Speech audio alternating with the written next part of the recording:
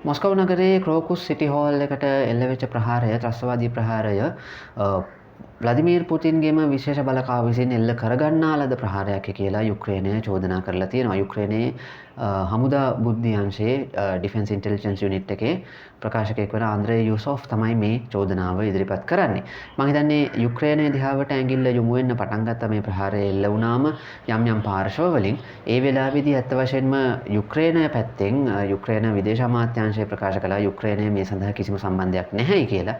ඊට පස්සේ තමයි මේ ඩිෆෙන්ස් ඉන්ටෙලිජන්ස් යුනිට් එකේ ප්‍රකාශකයා මේ විදිහට කියන්නේ. ඔහු කියනවා ව්ලාදිමීර් පුතින් බලයට ආවෙත් මේ වගේ මේ කපටිකම් වලින් දැන් ඔහු බලය රැඳිලා ඉන්න උත්සාහ කරන්නේ මේ වගේ කපටිකම් වලින්.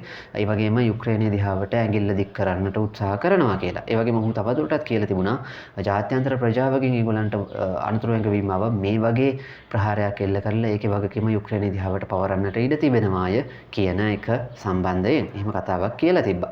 ඉතින් මේ ප්‍රකාශය ඔහු ආන්ද්‍රේ යූසොෆ් කරන්නේ ISIS සංවිධානයේ මෙහි වගකීම බාරගත් අය කියලා කියන්න පොඩ්ඩ වෙලාවකට කලින්. නමුත් මේ ප්‍රකාශය මාධ්‍යවල යුක්‍රේනියන් මාධ්‍යවල වාර්තා වෙලා තියෙනවා. ඒක තාමත් මම මේ කතා කරන වෙලාව වෙනකොටත් ඒවා ඒ ප්‍රකාශය අයින් කරගෙන නැහැ.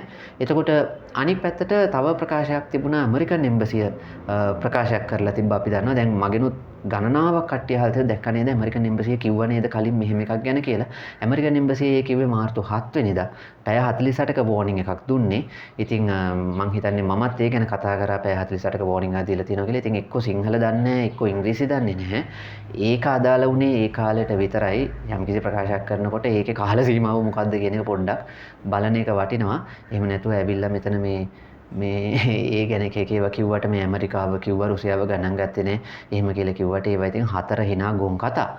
කොහොම හරි අනික් කාරණේ කියන්න ඕනේ මේ රුසියාවේ සාමාන්‍යයෙන් මේ ඔය හැමතැනම හමුදා මුරපොළවල් දාලා අනම්මනම් කරලා තියන්නේ නැහැ සාමාන්‍යයෙන්. ඉතින් ඒකින්ද ඒ අවසරය පාවිච්චි කරලා මේ විදිහේ ප්‍රහාරයක් එල්ල කරන්නට ඇති කියලා තමයි අපිට හිතන්න පුළුවන්. සාමාන්‍ය ජන ජීවිතය අවුල් වෙන විදිහට තැන්වල හමුදා මුරපොළවල් දාගෙන නටන්නේ නැහැ එහෙ. ඉතින් ඕක තමයි ඒ ගැන කියන්න තියෙන්නේ.